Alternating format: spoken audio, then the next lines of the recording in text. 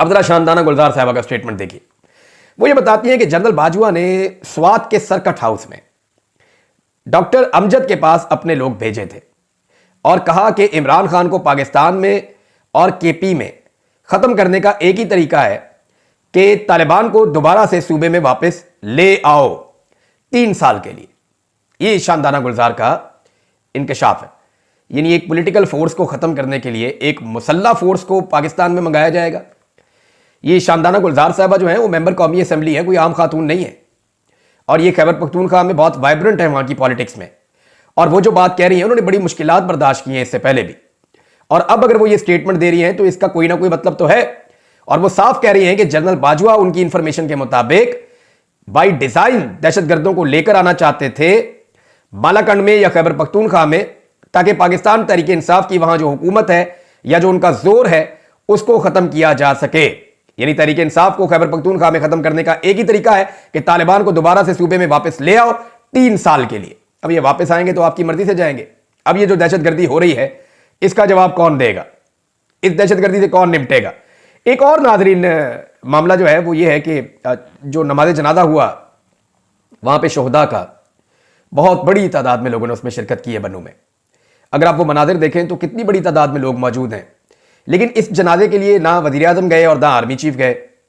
पाकिस्तान तहरीक इंसाफ के एहतजाज के दौरान ज़रा सी बात होती है तो नवाज शरीफ का, मरियम का, शहबाज शरीफ का, आर्मी चीफ का, सबका स्टेटमेंट आ जाता है। लेकिन यहां पे अभी तक मैं स्टेटमेंट देख नहीं रहा। मेरे सामने ये अखबार खुले हुए हैं, ऑनलाइन अखबार हैं।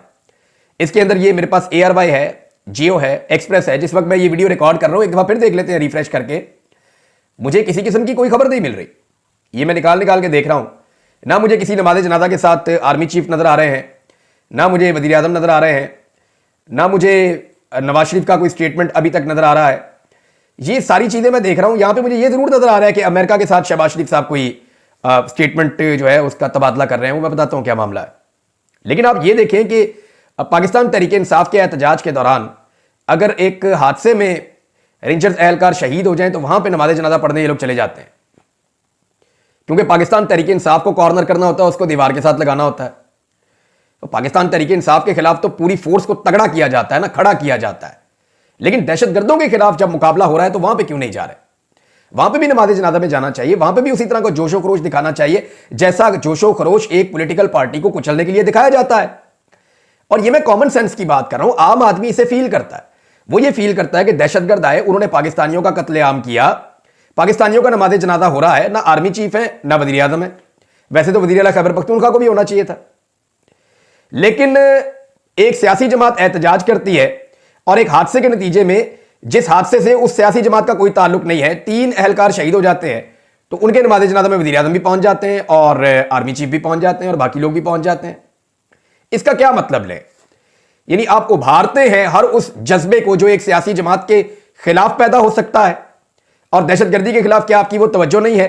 अब कोई किसी किस्म का जब तवज्जो ही नहीं है तो फिर किस किस्म की अकाउंटेबिलिटी होगी? कौन पूछेगा कि कौन जिम्मेदार है इस दहशतगर्दी के वाकये का? पाकिस्तानी पहली मर्तबा सवाल उठा रहे हैं, जोरदार तरीके से उठा रहे हैं कि इंटेलिजेंस फेलियर है। इस इंटेलिजेंस फेलियर के लिए जो जिम्मेदार है उसके ऊपर जो है वो एक्शन लिया जाए। नवाज शरीफ साहब के हवाले से सिद्दीक जान साहब ने एक ट्वीट किया, वहीं से मेरी तवज्जो हुई इस बारे में। फिर मैंने देखा कि वाकई में नवाज शरीफ साहब ने तो कोई बात ही नहीं की इस बारे में। जिस नवाज शरीफ के लिए पूरी कौम को खिलाफ कर लिया गया, इस नवाज शरीफ ने बन्नू वाकये की मजम्मत का कोई एक ट्वीट तक नहीं किया। इमरान खान जेल में बैठकर मुल्क के लिए फिक्रमंद है, बढ़ती दहशतगर्दी पर फिक्रमंद है, दहशतगर्दी के खात्मे के हल तजवीज कर रहा है, और जिसकी 17 सीटों की पार्टी को मुल्क पर मुसल्लत कर दिया गया है, वो इस जंग की ओनरशिप तक लेने को तैयार नहीं है। ये सिद्दीक जान साहब ने बात की है और बात बिल्कुल ठीक की है। यानी आप इस बात को हवा में नहीं फेंक सकते। वजह यह है कि इस हुकूमत की तो तवज्जो ही नहीं है। इन्हें अभी आप कह दें कि इमरान खान पे अटैक करना, और मजे की बात यह है इन्होंने जितना जोर लगाया ना इमरान खान को मारने के लिए, चाहे पाकिस्तान के इदारे हैं, पाकिस्तान की हुकूमत है, इतना बजट लगा दिया, इतना पैसा लगा दिया, एक के बाद एक अपना डिजिटल प्लेटफॉर्म भी लॉन्च करते चले जा रहे हैं। 2-3 तो लॉन्च हो गए हैं, एक आधा सुनने में आ रहा है कभी मजीद डिजिटल प्लेटफॉर्म लॉन्च किया जा रहा है पाकिस्तान के इदारों की जानिब से, इंटेलिजेंस एजेंसियों की जानिब से। तो ये सारा कुछ इन्होंने करके देख लिया, अरबों रुपए भी खर्च कर लिए, जुल्म जबर और फसाइयत का बाजार भी गर्म कर लिया, अदलिया को भी तबाह कर दिया, आइन का भी हुलिया बिगाड़ दिया, पार्लियामेंट को भी कंट्रोल कर दिया। सारा कुछ करने के बावजूद मैं एक बात लिख कर देता हूं कि जिस दिन कैदी नंबर 804 बाहर आएगा ना, वो कुरान पाक की एक आयत पढ़ेगा और इनकी सारी मेहनत जाया हो जाएगी।